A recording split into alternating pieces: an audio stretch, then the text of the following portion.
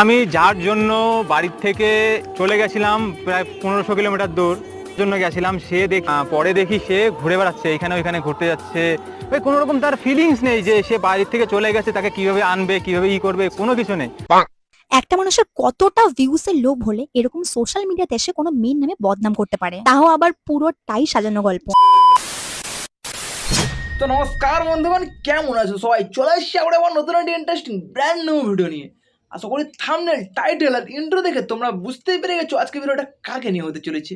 হ্যাঁ, আজকে কথা হলো আমাদের আবারও সেই সাধ্যবাড়ি ব্লগার সুমের রয়কে নিয়ে, যার কোনো আত্মীয় মারা গেলে গার নাচে গিলতে চলে যায় আর সাথে ভিডিও বানিয়ে আসে। আমি কিন্তু বলেইছিলাম যে আমাদের বংশের একজন মারা গেছেন আর আমাদের গুরুদশা চলছে, তো সেই বাড়িতেই আজকে শ্রাদ্ধ অনুষ্ঠান। যেহেতু আমাদের বংশের লোক যেতে তো হবেই। সাধ্য বাড়ি যাবে ভালো কথা, বাট সাধ্য বাড়িতে যাওয়ার আগে এতটা আনন্দ তো কে হয় মানে? আমি জানি তুই গিলতে ভালোবাসিস, তাই বলে একটা মানুষ মারা গেছে তুই সেখানে গিলবার জন্য ছটফট করবি? বলছি বাড়ি থেকে কখনো মাংস গিলেছিলি নাকি? আমি বলুম না, আমার শরম করে। ঠিক আছে, কোনো সমস্যা নেই, মানে কখনো ফ্রি থাকলে আমার বাড়িতে আসিস, তোকে আমি হাড় ছাড়া মাংস খাওয়াবো। খাও মা কসম। আর যেহেতু আমরা খুব গরমে দুপুরবেলা বেরোচ্ছি, তাই জন্য একদম কোনো মেকআপ আমি এখানে ইউজ করিনি। না না, মানে একদম মেকআপ করনি। কোথায় মেকআপ করেছি? মানে মোটে মেকআপ করনি, দেখতেই পাচ্ছি না মানে কোনো মেকআপ। মেকআপ কেন করো তুমি? মোটে মেকআপ করনি মানে একদমই না।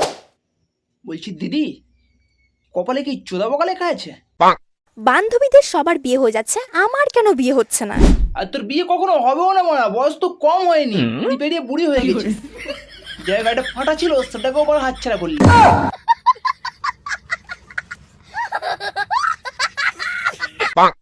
তো যাই হোক বন্ধুরা, বেশি সময় নষ্ট করবো না, সোজা ভিডিওটা শুরু করে যাক।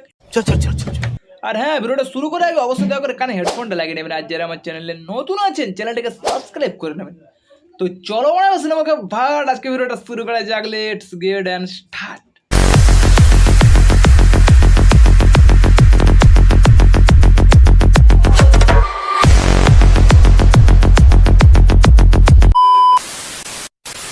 কদিন ধরে না মন মেজাজ একদমই ভালো নেই। হ্যাঁ, ভালো না থাকাটাই স্বাভাবিক, কারণ দিদির নাকি ব্রেকআপ হয়ে গেছে।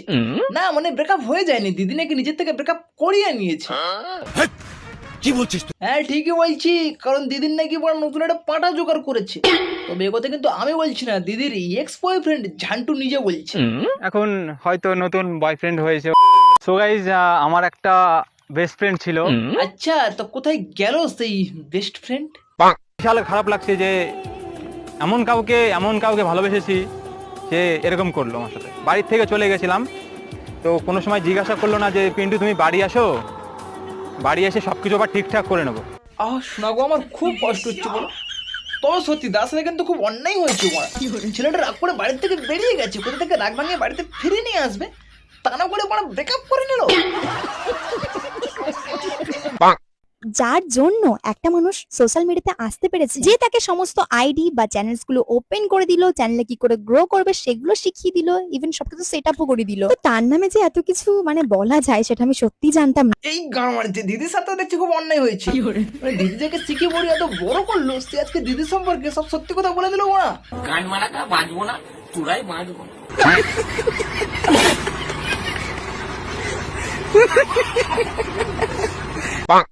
আমি কোনো কন্ট্রোভার্সি চাই না, তো সব শেষে আমি একটা কথাই বলতে চাই যে তোমাদের সকলের কাছে হাত জোর করে অনুরোধ যে কেউ কারো কমেন্ট বক্সে এসে এরকম হেট দেবে না, কারণ সবারই সবার পার্সোনাল লাইফ আছে। হ্যাঁ ঠিক বলেছিস বড়া, তোদের যেমন পার্সোনাল লাইফ আছে ঠিক তেমন আমাদেরও আছে। সারাদিন মাঠে কাজ করার পর প্রতি মাসে 350 টাকা দিয়ে রিচার্জ করি তোদের এই আলবাল ভিডিও দেখার জন্য, রাতে ঘুমানোর আগে একটু পানু দেখার জন্য। কিন্তু তোরা যা আরম্ভ করেছিস সেটুকু শান্তও দিচ্ছিস না মারা।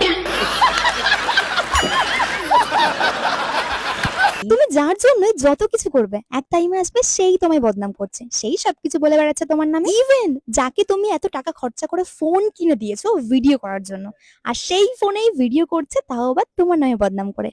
আমাদের দিদি বলছে সে নাকি তার ঝান্টু বয়ফ্রেন্ডকে ভিডিও বানানোর জন্য একটা ফোন কিনে দিয়েছে, বাট এদিকে ঝান্টু তো মানে অন্য কিছু বলছে। আমি কুকুরের মতন কারোর কাছ থেকে হাত পেতে ফোন নিয়েছিলাম, কিন্তু একটা জিনিস আমি বলছি, এই ফোনটা টাকা কিনে দিয়েছিল এরকম না, ওই ফোনের মধ্যে আমারও 7000 টাকা ছিল, এক্সচেঞ্জ করেছি, টাকা ছিল, এই যে একা টাকা দিয়েছে ওরকম কিন্তু কোনো কিছুই না। বলছি দাদা, নারী মনেই মায়াবতী, এদের মায়া কখনো জড়িও না, লাইফটার গান মারা যাবে। ঠিক বলেছো।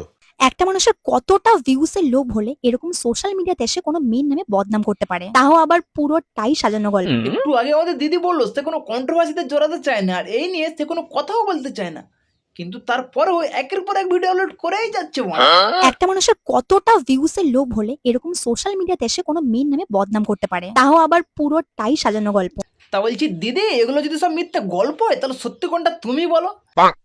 পিন্টুর সাথে সারা জায়গায় ভিডিও কলে কথা বলা, তার সাথে বাইকে করে ঘুরতে যাওয়া, তার বার্থডে সেলিব্রেশন করা, এগুলোকে শুধু ফ্রেন্ড হিসেবে করা নাকি অন্য কিছু? জানি না। আমিও জানি না বাড়া, কারণ মেয়েদের মন আর কুত্তার ধন দুটোই সমান বাড়া, একে কখন দিয়ে দেবে তুমি বুঝতেই পারবে না। ঠিক বলেছো। কথাটা কিন্তু আমি সব মেয়েদের উদ্দেশ্যে বলিনি, কিছু কিছু মেয়েরা আছে এই রকমই, তাই প্লিজ কেউ গায়ে মাখবেন না, ভিডিও দেখবেন, মজা নেবেন আর ভুলে যাবেন। তো যাই হোক বন্ধুরা, আজকে ভিডিওটা পর্যন্ত সমাপ্ত করছি। ভিডিওটা তোমাদের কেমন লেগেছে অবশ্যই কমেন্ট করে জানাবেন, আর যারা আমার চ্যানেলে নতুন আছেন চ্যানেলটাকে সাবস্ক্রাইব করে নেবেন আর পাশে থাকা বেল আইকনটাকে প্রেস করে দেবেন। দেখা হচ্ছে আবার নতুন একটা ভিডিওতে, ততক্ষণের জন্য বাই।